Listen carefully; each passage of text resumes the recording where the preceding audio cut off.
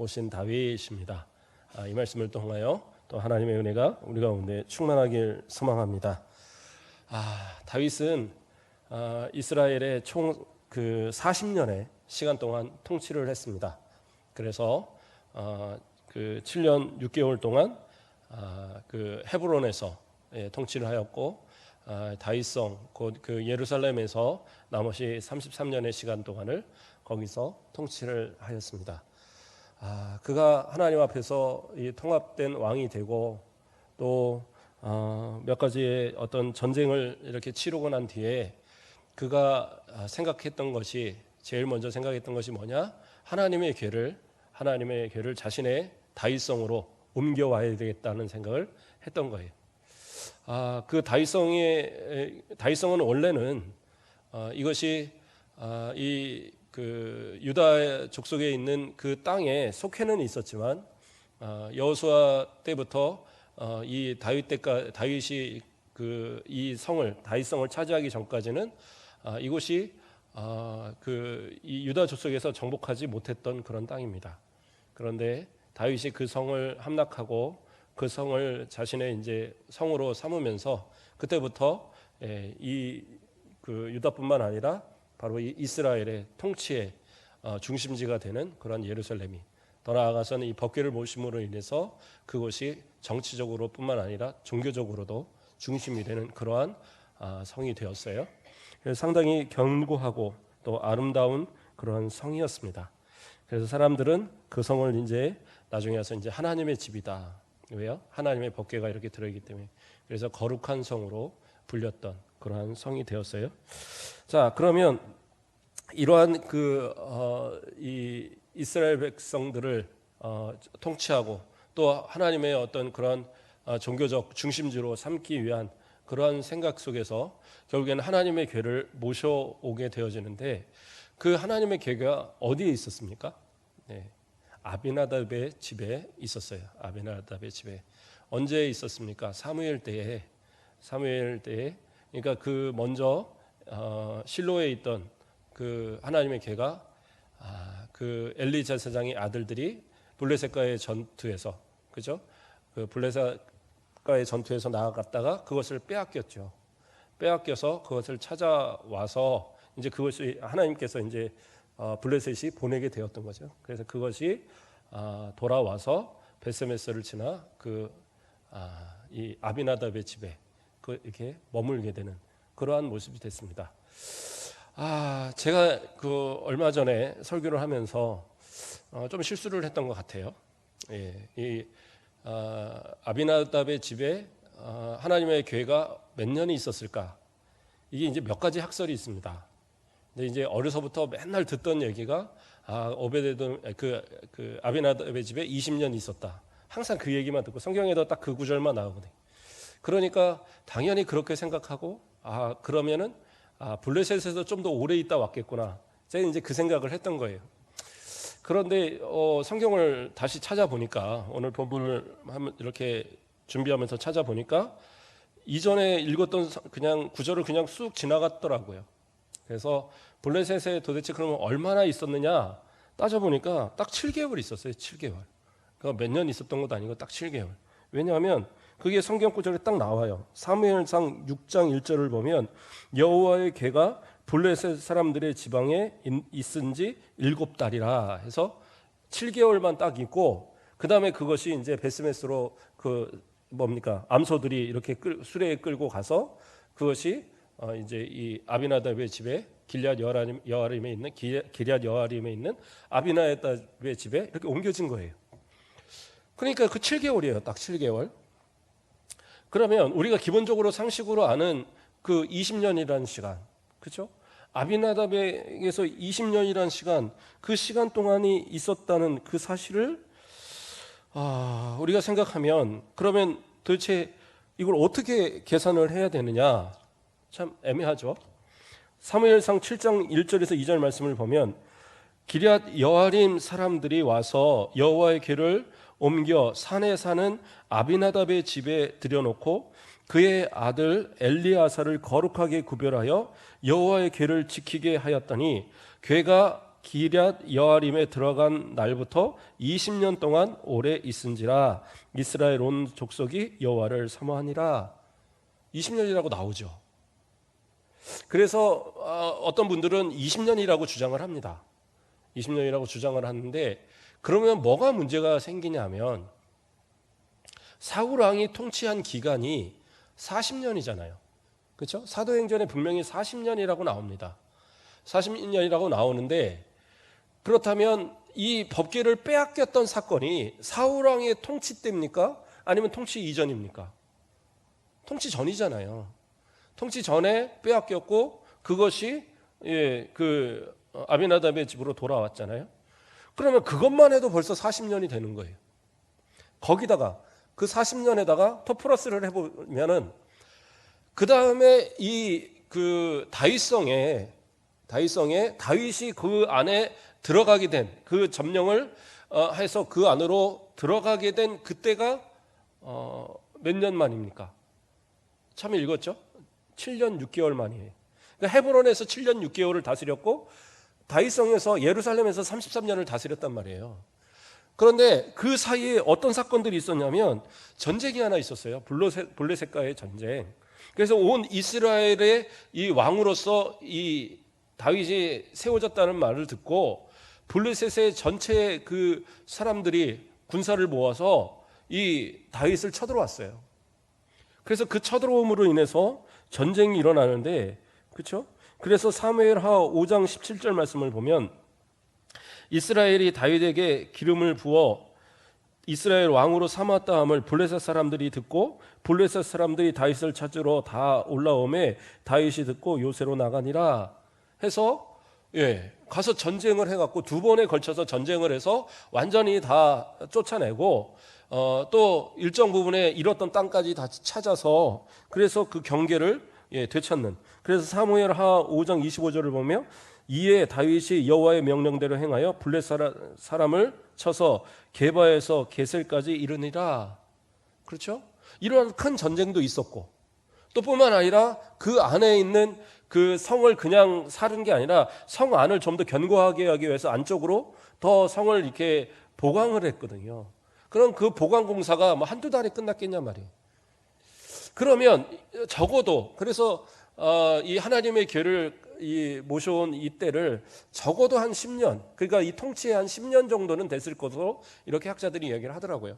그러니까 7년 6개월에다가 또 이제 2년 뭐 한 6개월 플러스 해서 이제 한 10년 계산을 한다 쳐요. 그러면 사울 왕의 통치 40년과 그 다음에 다윗이 이 법궤를 또 자기가 왕이 돼서 갖고 온 때까지를 계산하면 이것만 합쳐도 한 50년이 되잖아요. 그러니까 20년이란 말이 이게 안 되는 거예요. 안 맞아요. 아무리 봐도 안 맞아요.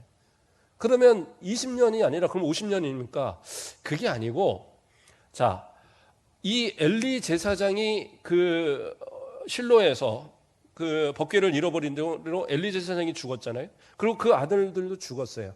그러면서 그 실로에 있는 이 제단은 그 장막은 더 이상 힘을 잃어버린 거죠. 그냥 폐쇄가 됐던 거예요. 그래서 더 이상 거기는 사용할 수가 없었습니다. 그러므로 사무엘은 그곳에 있다가 더 이상 그곳에 있지 않았던 거예요.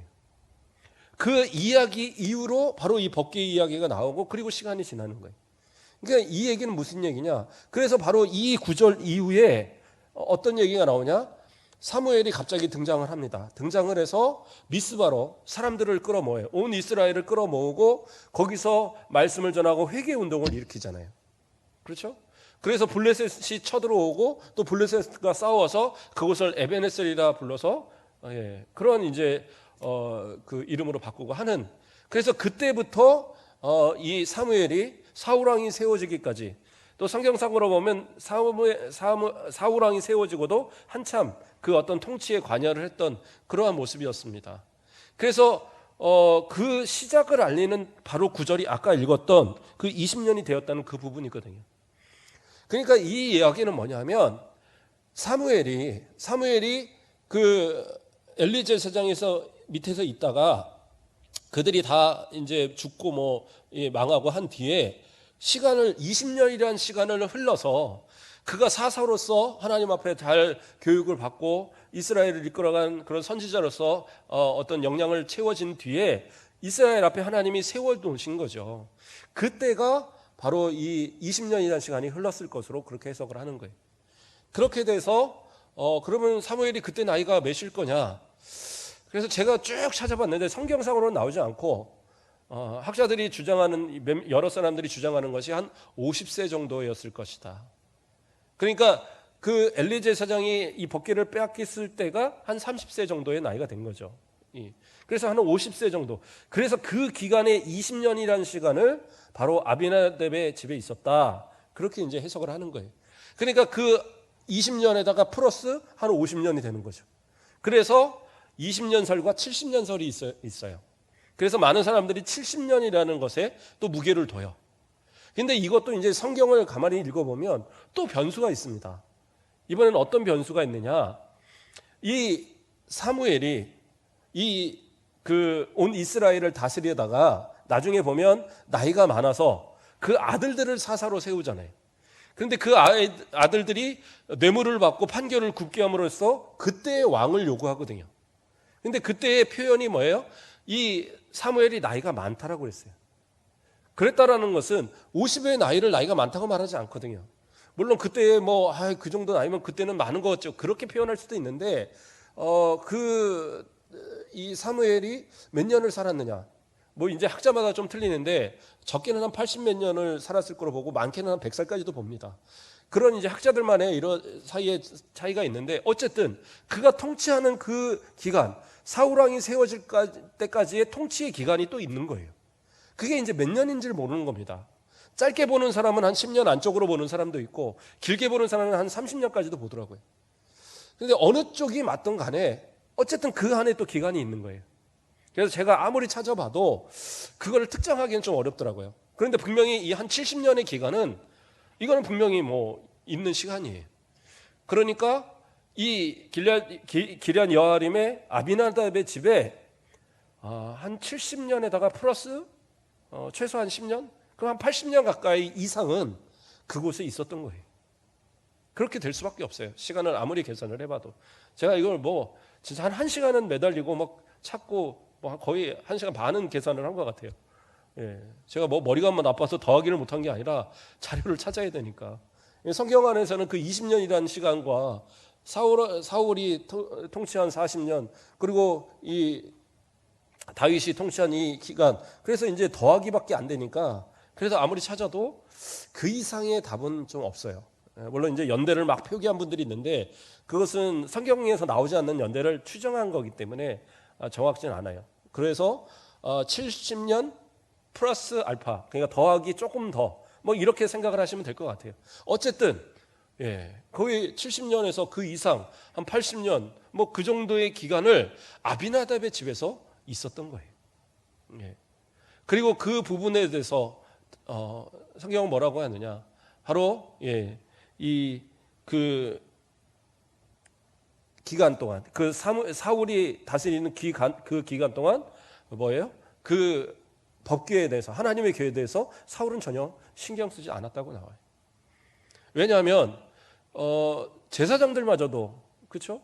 아히멜렉과 그 85명의 제사장들을 다 죽일 정도로 아주 잔악한 그러한 그가 하나님의 계에 무슨 신경을 썼겠어요? 그러니까 이 40년 동안 암흑기를 보내고 그리고 그 전에 물론 사무엘이 이렇게 챙기기도 했겠지만 사무엘조차도 그 하나님의 계획을 아비나답의 집에서 딴 곳으로 옮기려 하지 않았어요. 제가 왜 그랬을까 아마 성경을 찾아도 그 이유는 나오지 않는데 그 이유가 아무래도 실로에서 이미 하나님을 모시던 그 장막은 이미 폐해졌고 그리고 하나님께서 블레셋에서 옮겨서 하나님의 스스로 옮기게 하신 자리가 아비나답의 집이란 말이에요. 그러니까 사무엘도 자기가 그 스스로 인위적으로 그것을 옮기려고 생각하지는 않았던 거예요. 그렇다면 아비나답은 어떠한 사람이냐? 성경에서 그가 어느 지파 사람인지가 나오질 않아요. 제가 아무리 찾아봐도 안 나오는데 추정을 해보면 이 기럇 여아림은 유다의 지방입니다. 유다 지방이고 블레셋과의 접경 지역이에요. 그리고 그가 어떤 하나님의 궤를 한 그렇게 7, 80년의 시간 동안 모셨지만 그 아들 아요와 우사가 이 하나님의 궤를 이 다윗성으로 이렇게 모시고 갈 때 어떻게 갖고 갑니까? 수레를 준비해서 새 수레를 준비해서 거기다 싣고 가요. 그런 거로 봐서 레위 지파였다면 그가 제사장의 어떤 지파나 혹은 그 제사장이 아니더라도 레위 지파의 사람이었다면 그렇게 하지 않았을 거예요. 그러므로 아마 유다 지파의 사람이라는 것이 오히려 맞을 것 같습니다. 그래서 그가 이 한 7, 80년 동안의 시간 동안 모셨는데 성경은 참 희한한 것이 거기에 복이 있다라든가 그 자손들이 복을 받았다든가 이런 표현이 하나도 없어요. 그냥 거기에 20년 모셨다는 그 이야기와 오히려 백성들이 사모했다는 이야기는 나오죠. 그리고 나중에 그 다윗이 하나님께 기도하고 그것을 모시고 오려고 했던 그 사건은 나오지만 아비나답의 집이 복을 받았다는 얘기는 없어요. 그렇게 되고요. 그래서 좀 더 이제 다시 이제 말씀을 좀 보면은요. 자, 어쨌든 다윗이 그러한 이유로 인해서 이제 그 블레셋과의 전쟁이 끝난 뒤에 하나님의 궤를 이제 모셔오려고 마음을 먹습니다. 그래서 몇 명을 소집하느냐? 백성들한테 우선 묻고 장로들한테 묻고 다 좋아하고 백성들이 다 오케이 했어요. 그래서 이제 모시고 오는데 사무엘하 6장 1절에서 2절 말씀을 보면 다윗이 이스라엘에서 뽑은 무리 3만 명을 다시 모으고 다윗이 일어나 자기와 함께 있는 모든 사람과 더불어 바알레 유다로 가서 거기서 하나님의 궤를 메어 오려 하니 그 궤는 그룹들 사이에 좌정하신 만군의 여호와의 이름으로 불리는 것이라. 여기서 이제 바알레 유다로 나오는데 이게 기랏 여아림입니다. 이게 같은 지방의 다른 이름이에요. 기랏 여아림이 나중에 붙은 이름이고 이 바알레 유다가 그 이전에 이제 불려졌던 이름인 겁니다. 자, 어쨌든 그 같은 이 곳인데 이곳에 3만 명의 사람을 모아서 끌어와요. 그러니까 3만 명이라는 인원은 어떤 인원이냐면 그 처음에 법궤를 빼앗길 때 그때에 거기서 사망자가 3만 명이었어요. 블레셋과 전투에서 처음에 4천 명이 죽고 나중에 3만 명이 죽어요. 그래서 완전히 초토화된 그런 사건이 있었죠. 물론 이제 공교롭게 그 3만이 같은 숫자인데 물론 이 3만에는 아마 그 제사장의 무리도 속해 있을 것이고 왜냐하면 법궤를 모셔야 되니까 그리고 호위하기 위해서 왜냐하면 이것이 블레셋과의 접경 지역이기 때문에 자칫 이 법궤를 모시러 갔다가 이 블레셋 군사들이 급습을 하면 왕도 위험하거든요. 다윗이 왜냐하면 직접 가서 같이 모시고 왔었으니까. 자, 그래서 어쨌든 이 바알레 유다 곧 이 기럇 여아림에서 이 법궤를 이제 모시고 나오는 그 이야기가 됩니다. 그런데 아까 말한 것처럼 원래는 처음에 그 아비나답의 집에 이 법궤가 들어갈 때는 바로 아비나답의 아들 누가요? 엘리야살이 그 하나님의 법궤를 모시도록 거룩하게 구별되었다라고 성경은 나와요. 그런데 여기서 보면은 그 아들들 우사와 아요가 이제 이끌어요. 근데 이 얘기도 사실은 좀 분분하더라고요. 왜 그러면 엘리야살이 안 하고 이 아요가 죄송합니다. 우사와 아요죠. 이 발음을 섞었어요. 우사와 아요가 이 하나님의 궤를 모시게 됐느냐? 이것도 좀 내용이 분분합니다. 왜냐하면 시간이 워낙 긴 시간이니까 70년에서 80년이 되는 시간이니까 처음에 이 엘리야살이 맡았다가 나이가 너무 많아서 그 어린 동생들한테 넘겼거나 혹은 그 엘리야살의 자녀들일 확률도 있다라는 거예요. 왜냐하면 이 아들이라는 표현들이 단순히 바로 내 아들보다도 후손을 이렇게 지칭할 때도 아들이라는 표현을 쓰거든요. 그래서 손자이거나 혹은 엘리야살의 어린 동생들이 이제 나이가 들어서 이 법궤를 모시는 일을 했을 것으로 이렇게 또 추정을 합니다. 어쨌든 이들은 아까 말한 대로 유다 지파일 확률이 많아요. 그러다 보니까 레위인이 아니기 때문에 하나님의 궤를 모시는 법에 대해서 잘 몰랐던 것이고 어떻게 보면 하나님의 교회를 지키긴 하였지만 그러나 특별하게 하나님의 교회를 어떻게 섬겨야 되는 거에 대해서도 전혀 무식했던 그러한 사람들인 것 같아요. 그래서 그 하나님의 교회를 모시고 나올 때에 다윗도 오랜 시간이 흘렀고 제사장들도 뭐 오랫동안 모시지 않았기 때문에 어떻게 할 거에 대한 생각을 갖지 못했던 것 같습니다. 그러니까 그들이 앞장서서 그렇죠? 아요가 앞에서 수레를 끌고 암소들을 통해서 수레를 끌고 우사가 뒤에서 옆에서 따르면서 이제 간 거예요. 그런데 이것이 어느 정도 이제 가다가 나곤이라는 사람의 그 타작마당, 그렇죠? 타작마당에 지나가면서 거기서 암소가 갑자기 팔짝 뜁니다. 그러니까 수레가 갑자기 넘어가는 상황이 되는 거예요. 그러니까 우사가 옆에 있다가 아차 싶어서 이 하나님의 궤를 손으로 댄 겁니다. 그게 이제 이 사무엘하에는 나오지 않고 이것이 역대상 13장 10절에 가면 그 내용이 나옵니다. 그래서 우사가 손을 펴서 궤를 붙들므로 말미암아 여호와께서 진노하사 치심에 뭐 이렇게 나와요. 그러니까 여기 그 사무엘하에서는 하나님이 우사가 잘못함으로 말미암아 그렇게 죽게 하였다고 나오는데 그 잘못함이 뭐냐? 그 법궤를 손으로 만진 그 사건이. 그러면 이게 무너져서 깨지게 생겼는데 손으로 안 됩니까? 근데 그 손으로 된 수밖에 없던 사건을 누가 만들었어요? 이들이 만든 거예요. 하나님의 궤는 어떻게 움직여야 됩니까? 그냥 수레나 이런 데 담아서 움직이는 게 아니에요. 그것은 블레셋 사람들이 잘 모르니까 어떻게 해야 될지 모르고 그러니까 새 수레에다가 암소를 이끌게 해갖고 그래서 끌고 가게 한 거지. 그래서 그것이 벳세메스로 오고 그것이 그래서 아비나답의 집으로 옮겨진 것이 그것이 방법은 아니었거든요. 그런데 이 우사나 아요나 이 아비나답 또는 이 엘리아살이나 이 사람들은 그것밖에 못 봤거든요. 수레에 그 소가 끌고 오는 것밖에 못 봤어요. 그러니까 당연히 그들은 암소를 준비하고 이 새 수레를 준비해서 거기다 싣고 그냥 갔던 거예요. 그런데 하나님의 궤는 원래 어떻게 움직여야 되느냐? 레위인들, 그것도 그 가운데 고아 자손들이 어깨에다 메고 움직여야 되는 거예요.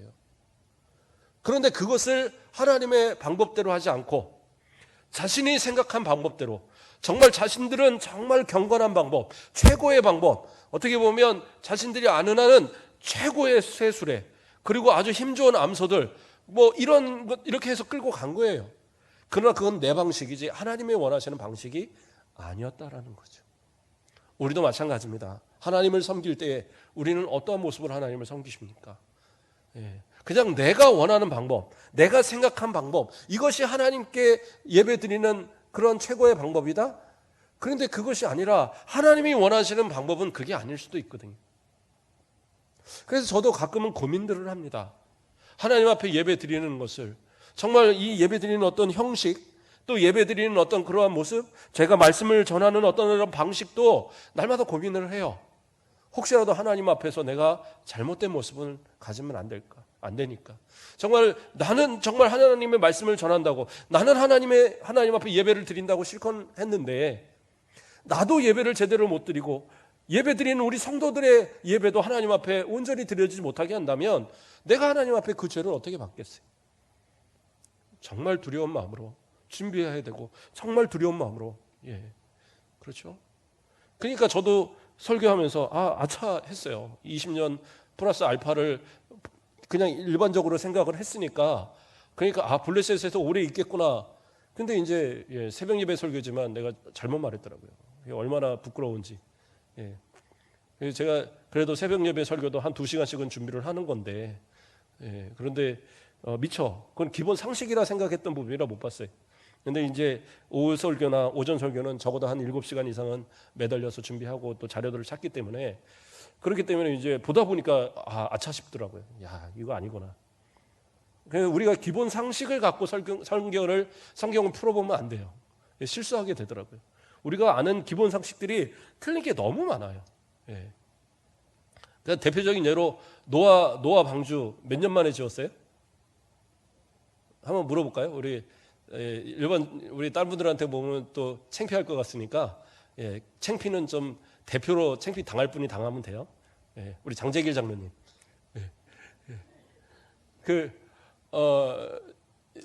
그 노아의 방주 몇 년 동안 지었죠?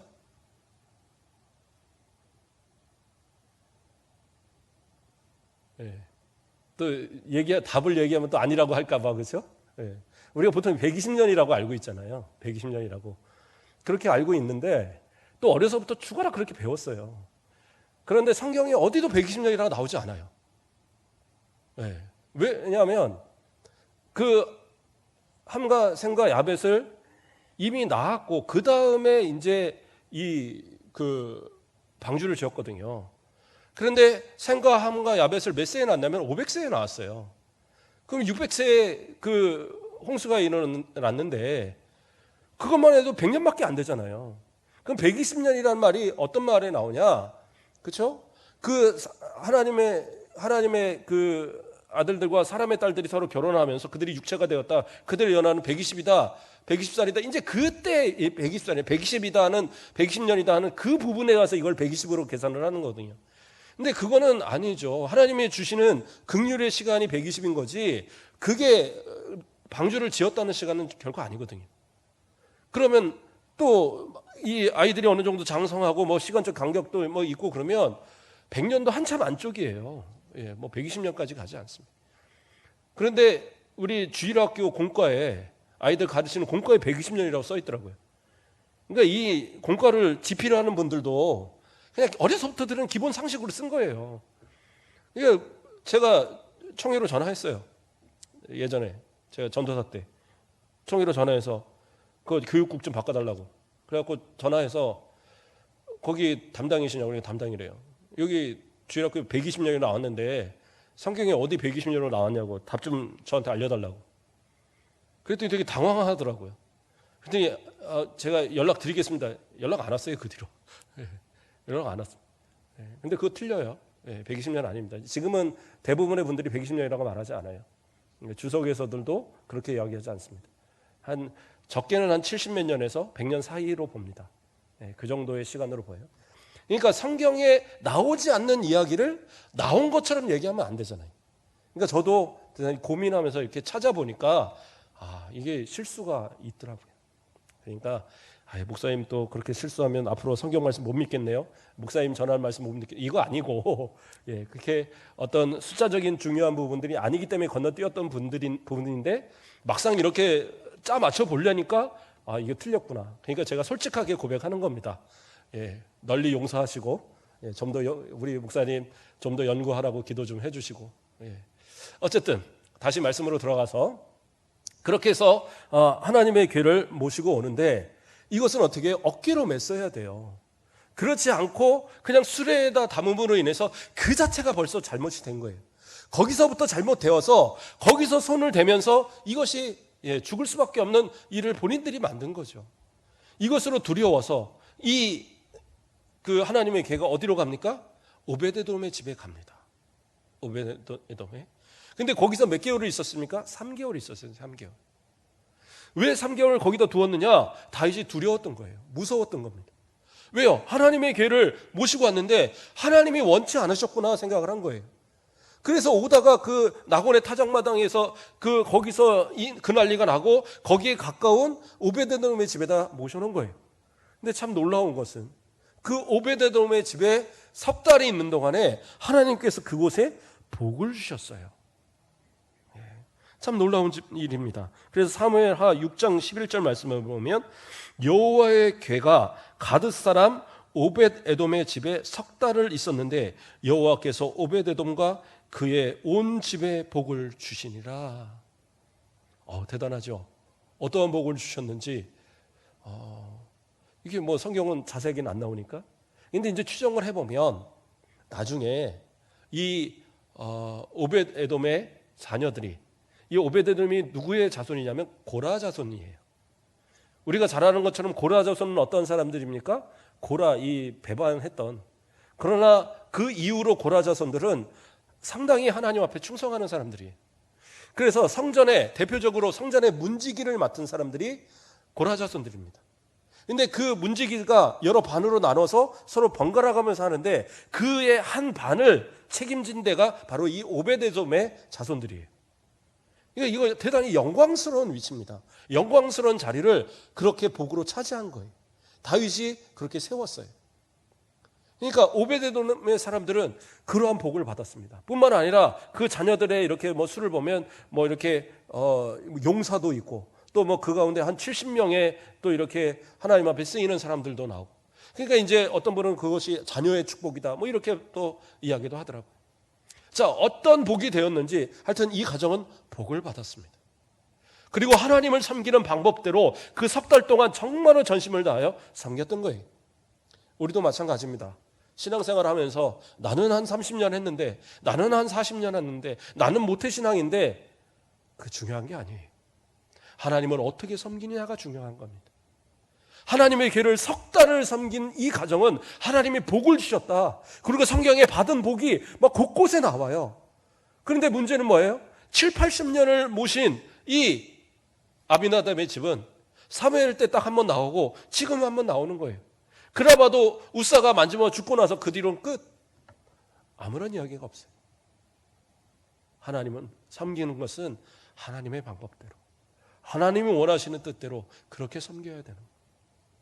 자, 오베데돔의 집에 그렇게 복이 있다는 그 말을 다윗이 듣고 다시 한번 도전합니다. 하나님의 길을 다시 모셔와야지. 그리고 사람들을 모아서 어떠한 방법으로 해야 되느냐? 원래는 하나님께서 율법에 어깨에 메고 이렇게 오라고 했습니다. 그래서 레위인들을 소집하고 그들을 데리고 가서 이제 오베데돔의 집으로 가서 모셔오는 거예요. 그런데 성경을 보면 6걸음을 가서 거기서 하나님 앞에 제사를 드렸다라는 그러한 이야기가 나옵니다. 6걸음.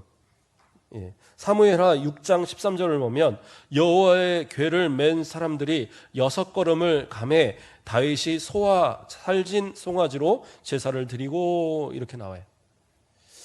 그러니까 어떤 분들은 또 이야기합니다. 6걸음을 갈 때마다 제사를 드렸겠다. 근데 그거는 이제 좀 지나친 해석이고요. 왜냐하면 6걸음 가고 제사 드리고 6걸음 가고 제사 드리고 그러면 도대체 언제 이 다윗성까지 가겠습니까? 아마 몇 년 걸릴 거리요. 그러니까 그건 아니고 지금 6걸음을 간 의미가 있어요. 무슨 의미냐면 6걸음을 감을 통해서 하나님께서 지금 이 하나님의 궤를 다윗성으로 운반할 수 있도록 그렇게 허락하셨다라고 그렇게 받은 거예요.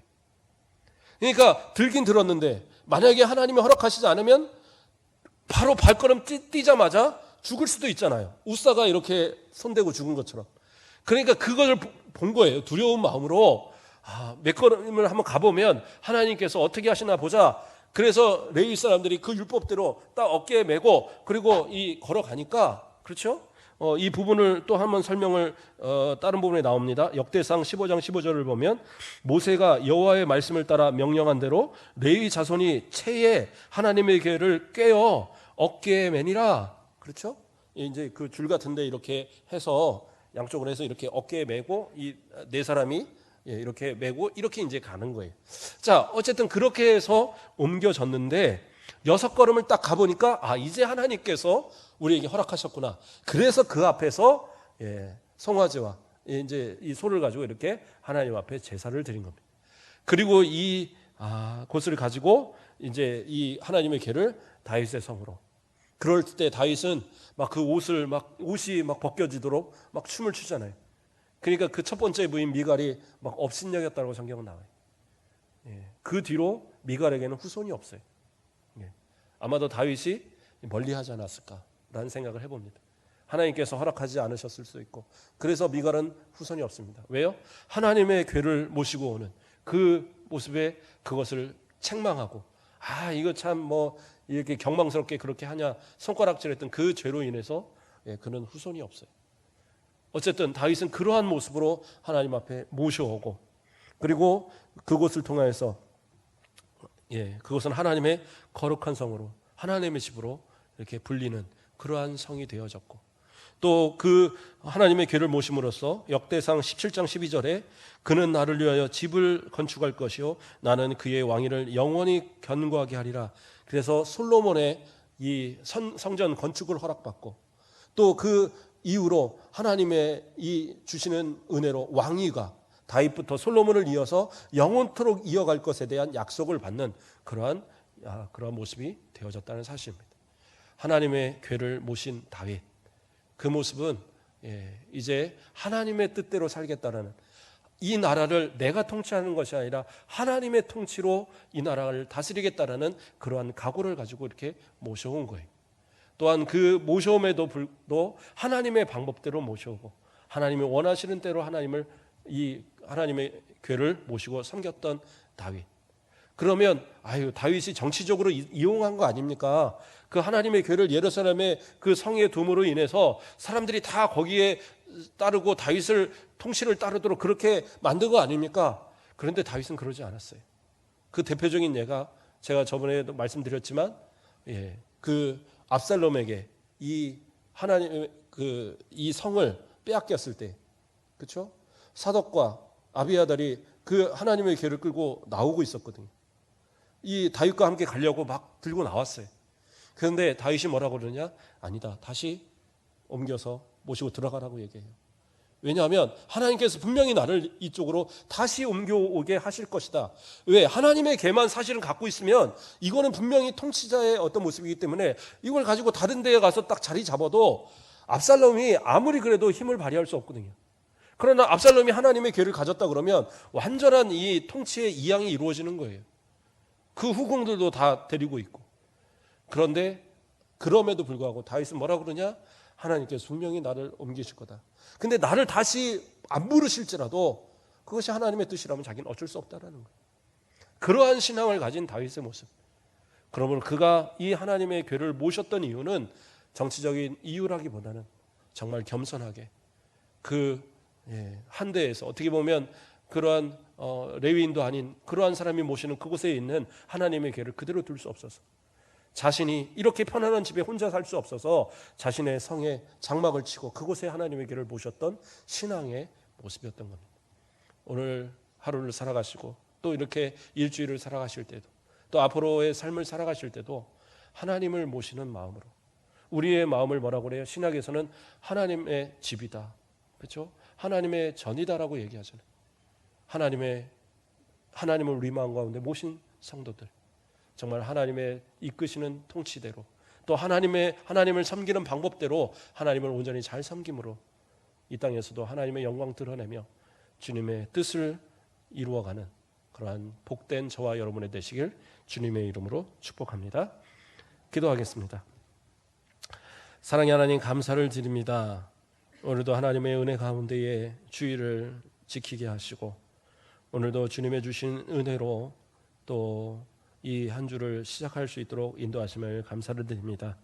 하나님을 우리의 마음 가운데 모시고 하나님과 동행하며 하나님이 원하시는 뜻대로 순종하며 하나님을 섬기고 살아가는 우리들이 되게 하시고, 오직 하나님이 주시는 복을 따라 오베데돔의 집에 복을 더하셨던 것처럼 다윗의 왕위를 영원토록 지켜주신다 약속하신 것처럼 우리 성도들의 가정에도 주가 되어 주셔서 영원토록 복을 더하시는 자손만대의 하나님의 복이 떠나지 않는 귀한 가정들로 삼아 주시옵소서. 감사합니다. 예수 그리스도의 이름으로